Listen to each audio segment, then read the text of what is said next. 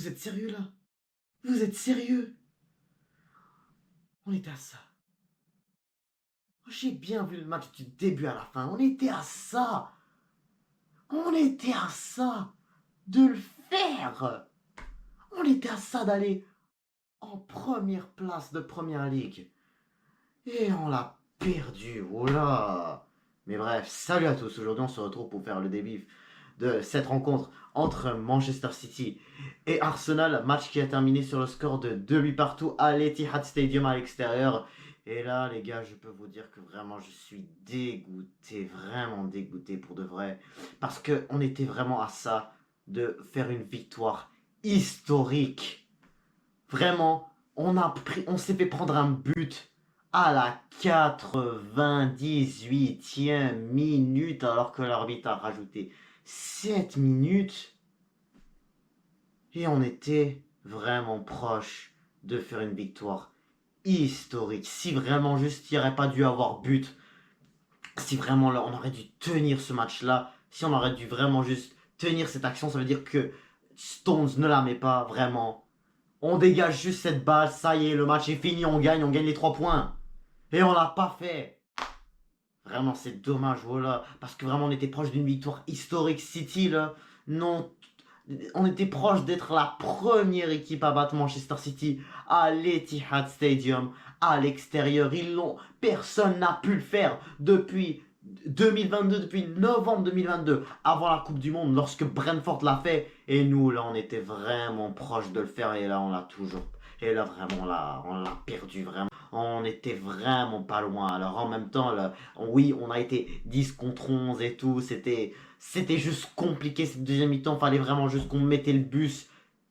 Mais en tout cas, là, voilà, on avait perdu un de nos meilleurs joueurs. Et voilà, on a perdu. Et voilà, on a perdu cette chance de rester premier de la Ligue. Mais avant de parler de ce match, n'hésitez pas à vous abonner, liker et commenter. Ça va faire toujours un très grand plaisir de vous avoir dans mes vidéos. Alors, premièrement, là, je tiens juste à dire comme quoi, là, vraiment, il y a eu beaucoup de choses intéressantes qu'on a pu voir dans ce match-là. Même si que voilà, au final, il y a beaucoup de personnes qui sont satisfaits de ne pas avoir perdu ce match. Hein. Faut dire qu'il y en a plein qui sont satisfaits et que moi, et dont moi, hein, faut dire que moi, d'un côté, je peux être satisfait d'avoir pas perdu.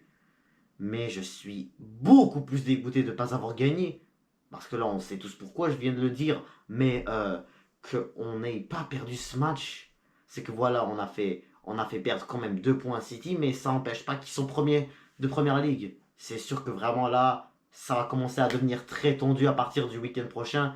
Donc vraiment, que on soit quatrième derrière Villa, Liverpool et Manchester City, cette course au titre va être extrêmement difficile à faire.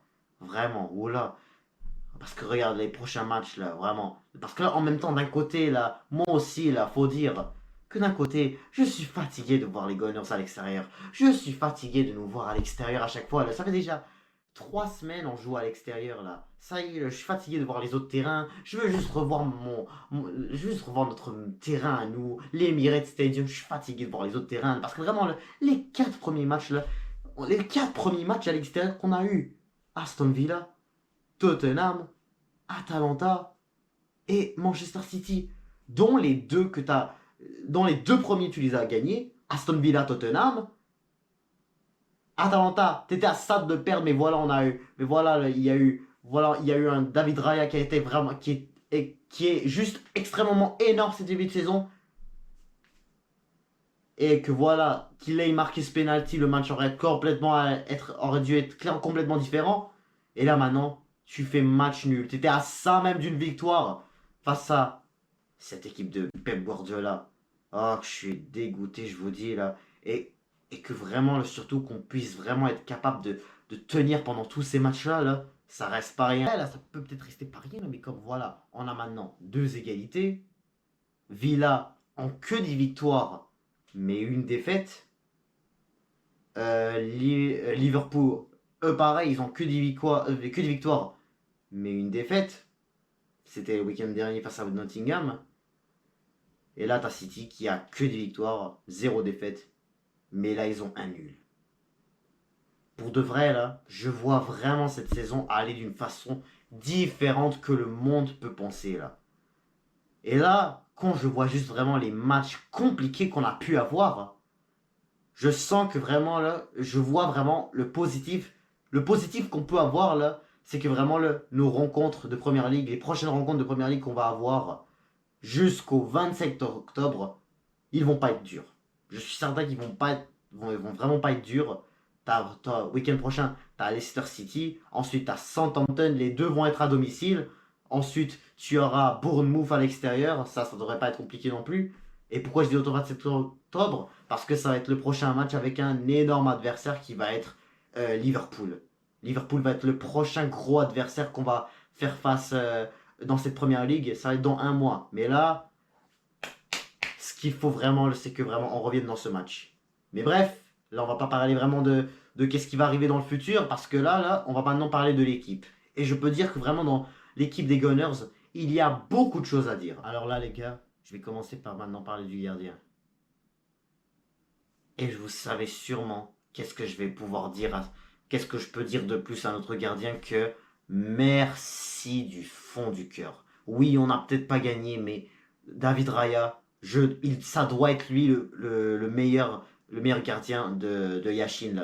C'est le gardien qui doit remporter le trophée Yashin l'année prochaine. C'est lui qui doit l'avoir. Les arrêts de fou qu'il a mis aujourd'hui, surtout, je vais essayer de vous le montrer. C'était largement cet arrêt qu'il a fait sur Gvardiol. Je la voyais largement dans les buts. Elle était dans les buts. Et vraiment, je voyais juste David Raya ne pas l'arrêter, voilà. Mais David Raya, voilà que tu dois gagner ce trophée Yashin. C'est le tien, vraiment c'est le tien. Ce début de saison, il fait juste un début de saison incroyable. Et là, comme on a fait face à des équipes à l'extérieur en plus, face à des équipes que vraiment, que si t'aurais été vraiment aussi terrible en défense, t'aurais dû perdre tous ces matchs-là. Mais on n'a perdu aucun. Et en première ligue, on était proche de gagner même les trois. Et franchement, là, si on aurait dû même avoir un Gabriel Martinelli beaucoup plus efficace et surtout une attaque plus efficace face à l'Atalanta, t'aurais pu même gagner ce match. Mais faut dire que ce match-là, maintenant il faut falloir vraiment que je commence à l'assumer. Parce que là maintenant je vais passer à la défense. Et on a mis le bus. Là va falloir vraiment qu'on l'avoue parce que cette deuxième mi-temps là, on a eu le rouge juste avant la mi-temps, le rouge de Leandro Trossard. Ce qui a fait vraiment qu'il fallait qu'on mette une défense complète.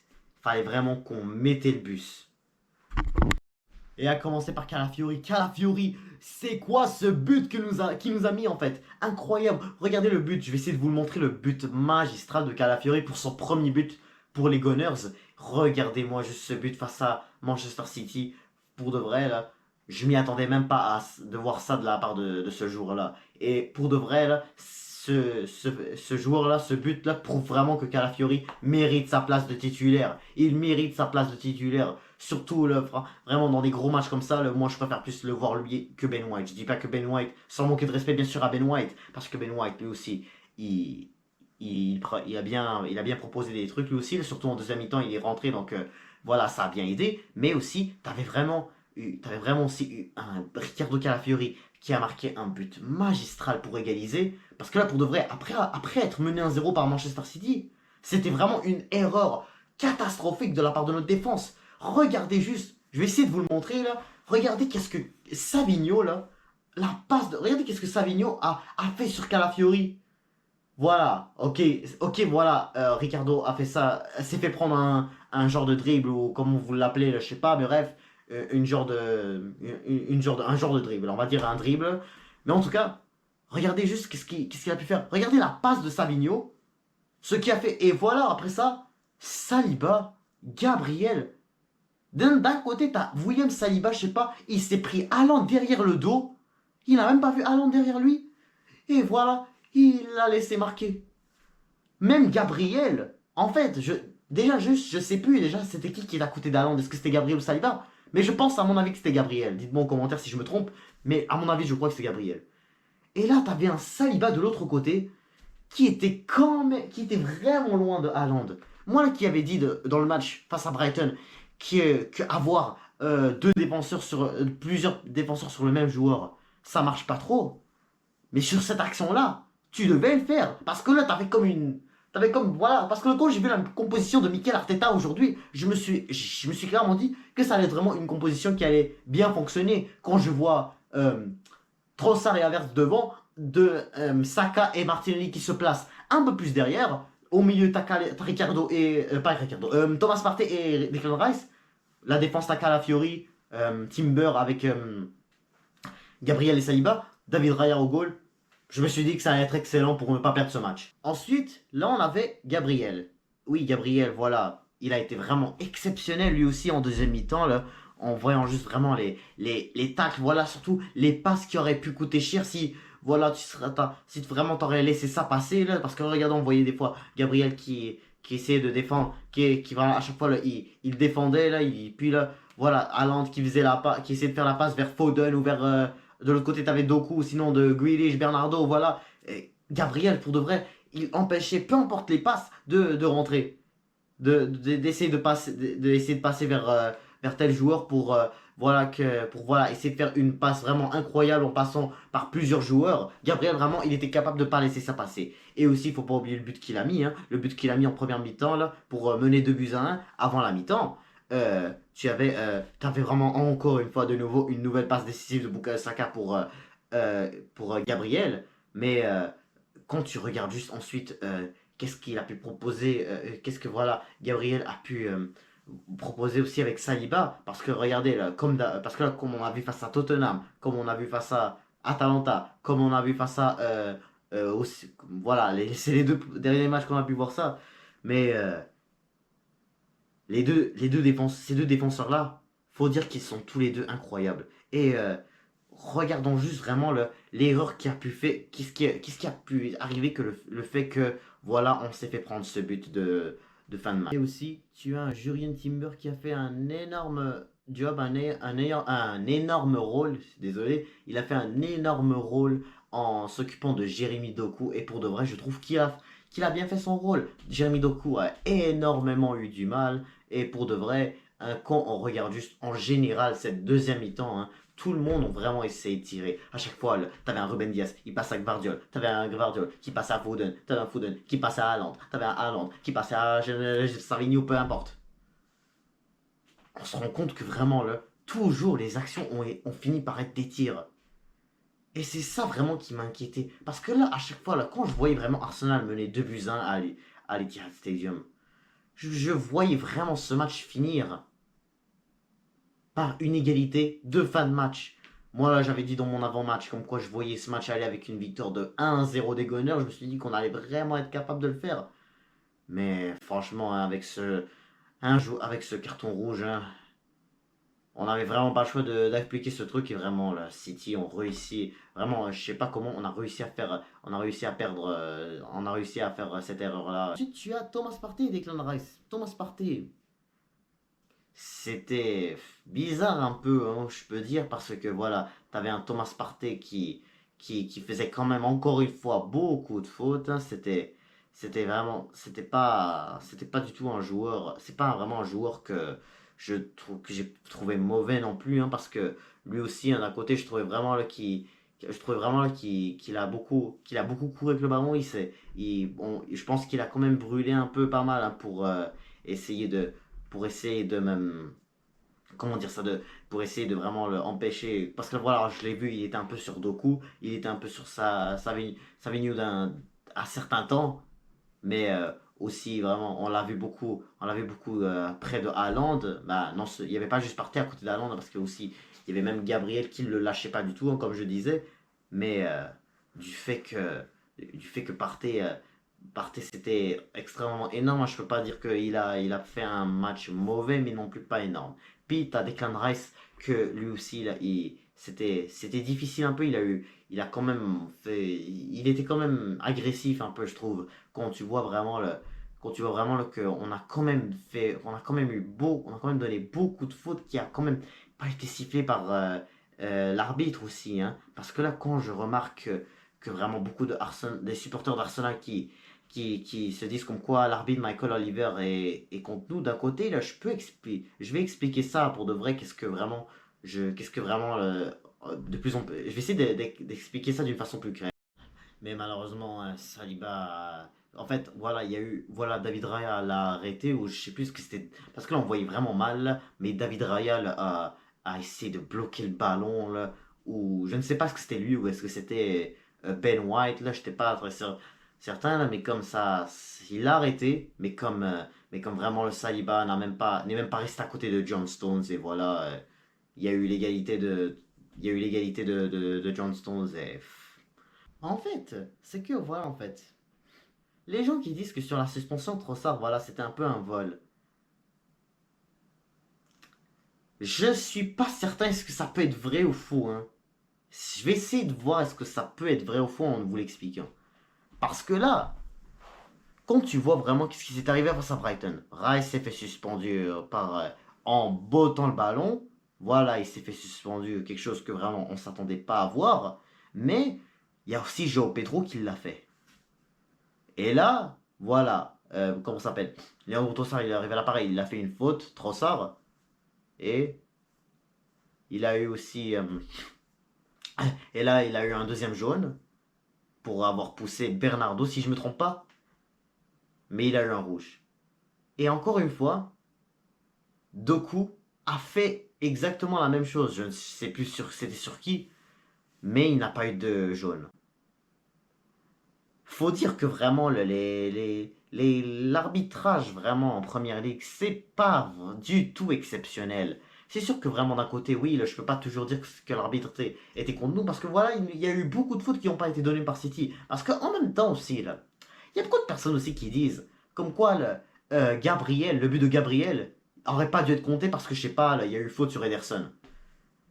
Mais quand je vois juste vraiment l'angle de derrière, ça montre comme quoi c'est Ederson qui est tombé par lui-même. Je suis pas sûr, voilà, il voulait essayer un peu de faire du cinéma. Écoute, la vérité là, c'est que vraiment le cinéma, il y en a eu beaucoup, hein. Même au début du match là. Là, on va parler un peu de l'attaque aussi, là, parce que là, on va commencer par parler des buteurs. Là, je viens de parler de Trossard, mais là, parlons de Havertz. Et là, Havertz, ça fait déjà 2 secondes. Et déjà, on voit Rodri à terre. Je sais que vraiment, la VAR récemment, c'est pas exceptionnel.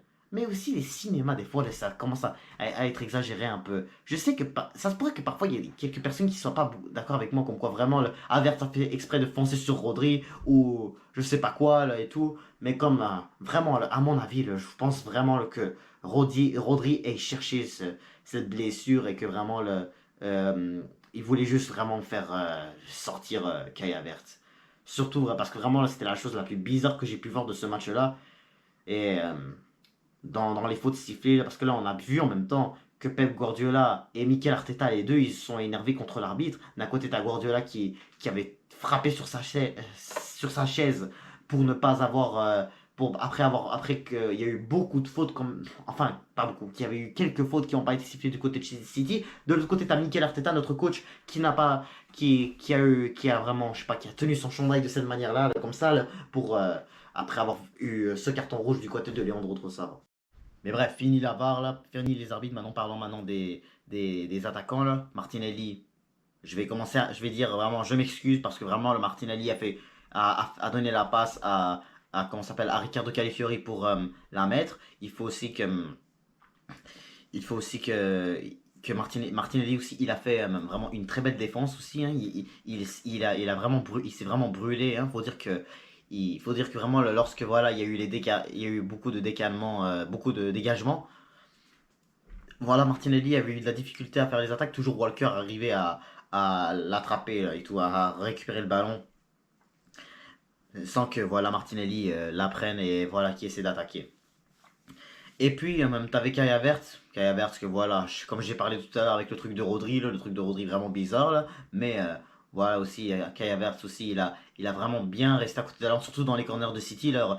euh, Kai Havertz a beaucoup dégagé, mais pour de vrai, faut quand même qu'on assume que c'était vraiment difficile de vraiment défendre jusqu'à la fin parce que voilà, t'étais vraiment à 9 joueurs en train de défendre parce que voilà, t'avais Raya dans les goals qui faisait vraiment tout le travail pour nous garder dans le match. Mais voilà, mais voilà que vraiment les gens qui nous disent, hein, on est trop nul, on a mis le bus et on n'a toujours pas réussi à gagner. Bah, n'importe quoi. Là, on était à 10 joueurs, 9 joueurs même en train de défendre. Donc vraiment, là, on peut comprendre que c'est pas facile, c'est pas très simple de faire comme ça. Là. Surtout que voilà, là, moi là, qui n'a toujours même pas parlé de la blessure de Odegaard sur cette vidéo, la blessure de Odegaard qui est toujours aussi, qui est toujours aussi horrible, vraiment, qui est vraiment ça peut vraiment, ce qui nous fait vraiment une saison compliquée, ça va être vraiment une saison compliquée là, en tout cas, c'est le début là, hein. Il va peut-être revenir bientôt, là, surtout après, je crois qu'il revient, comme on sait tous, il va peut-être revenir après le match du PSG, ce que je vois, mais ça se pourrait que ça dure plus longtemps, hein. Donc vraiment là, qu'on puisse continuer à faire des matchs comme ça, là, on continue de mettre le but, c'est le plus important, hein. Et je suis convaincu là, que notre équipe pourrait faire mieux, hein. Mais voilà, c'est donc la fin de de ce débrief de cette rencontre vraiment décevante là entre Manchester City et Arsenal.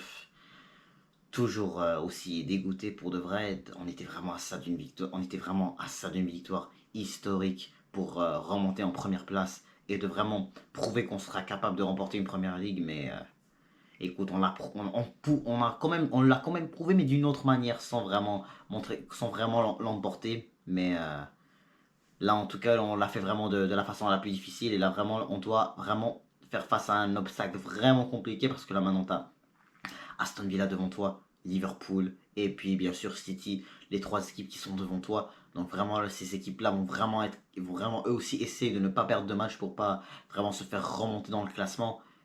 Donc ça va être dur, mais je suis certain qu'on va pouvoir le faire. On a aussi beaucoup de... Là, ça y est, là, on a fini les matchs à l'extérieur. Comme j'ai dit au début de la vidéo, je suis fatigué des matchs à l'extérieur. Pour de vrai, on n'a pas revu l'Emirates Stadium depuis déjà presque un mois. Là. Genre, depuis avant la trêve, on n'a toujours pas revu. On a eu vraiment des déplacements compliqués. Aston Villa, Tottenham, Atalanta, puis voilà, Manchester City. Donc vraiment, les 4 matchs à l'extérieur ont été tous compliqués. Maintenant, là, on aura 4 matchs à domicile qui vont venir. Bolton, Leicester City, PSG, puis Southampton juste avant la trêve. Et vraiment, je suis certain que vraiment je suis certain que vraiment on puisse vraiment revenir on puisse vraiment essayer d'assurer plus dans ces autres matchs-là. Mais là, pour ce, n'hésitez pas à vous abonner, liker, commenter, et je vous dis à toutes.